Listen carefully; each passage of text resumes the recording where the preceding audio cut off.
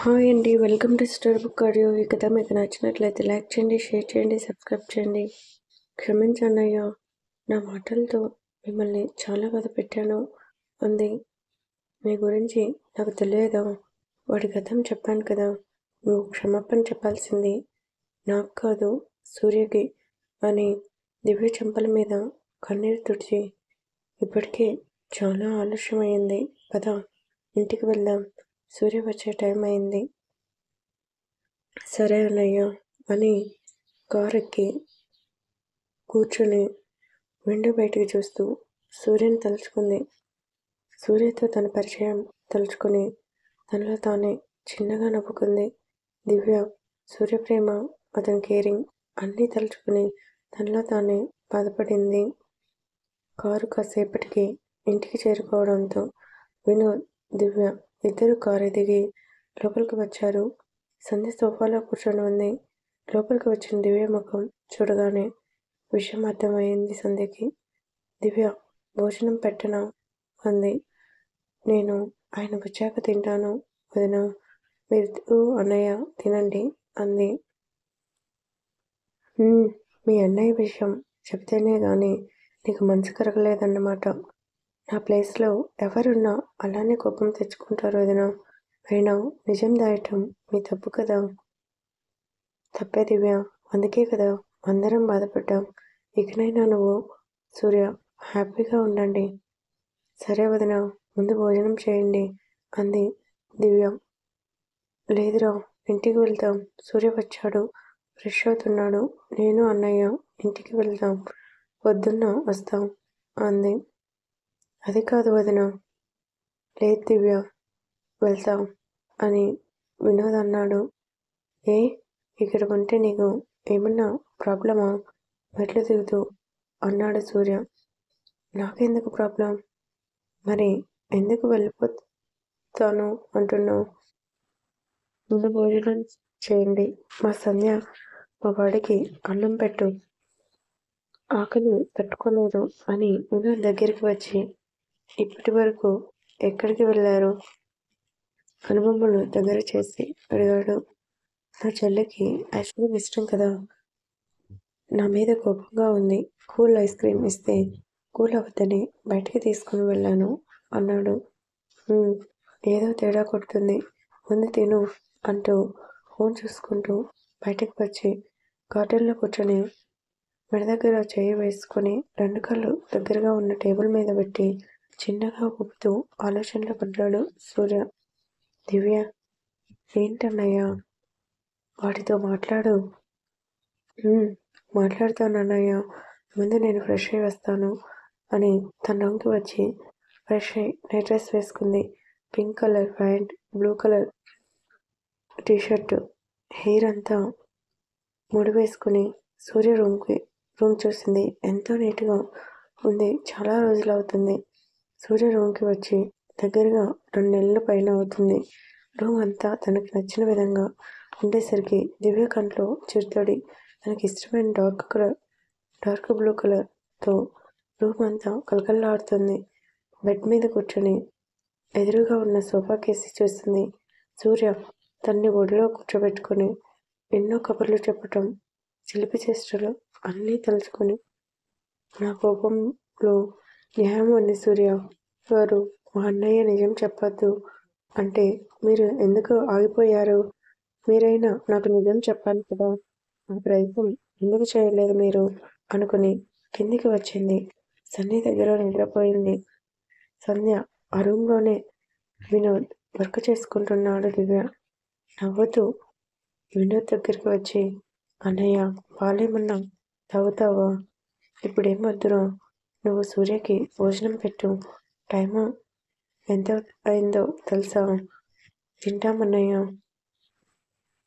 నాకు ఏమన్నా కావాలైతే మీ వదిన ఉంది కదా, తన్ని అడుగుతాను, నువ్వు వెళ్ళి భోజనం చేయి అని వినోద్ అనగానే సంధ్య బయటకు వచ్చింది. గార్డెన్లో ఉన్న సూర్య దగ్గరికి వెళ్దాం అనుకుంది. కానీ అతను ఏదో ఆలోచనలో ఉండటం చూసి సైలెంట్గా అతని రూమ్కి వచ్చి కూర్చుంది.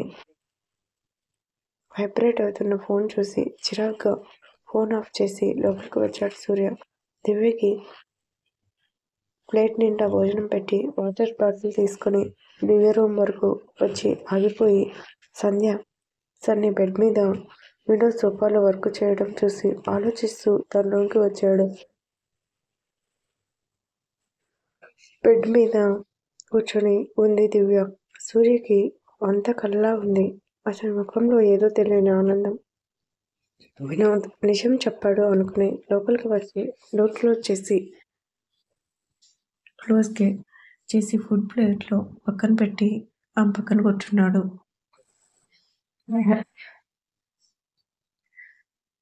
మీ అన్నయ్య నా గురించి అంత చెప్పాడా? అంది.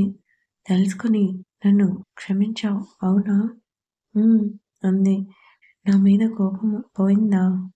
అయితే లేదు అంటూ సూర్య వైపు కోపంగా చూసింది.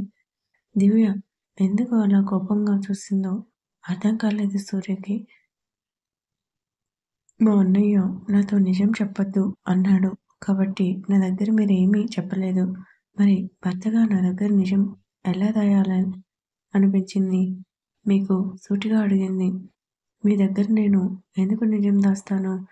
దివ్య చెప్పాలని చాలాసార్లు ట్రై చేశాను. కానీ ఎక్కడ నువ్వు నాకు దూరం అవుతావని భయం వేసి చెప్పలేదు.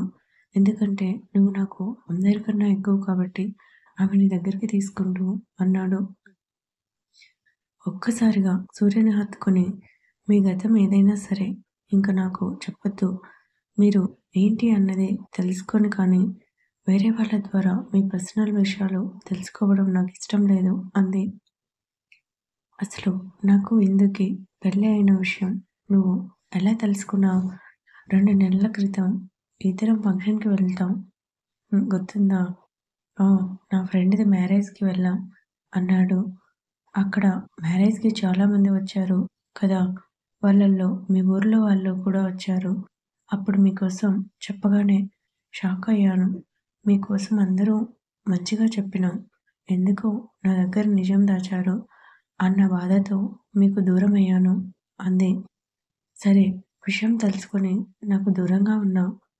ఎంతలా అంటే చివరికి రూప దగ్గరికి వెళ్ళి డైవర్స్ కోసం మాట్లాడావు కదా.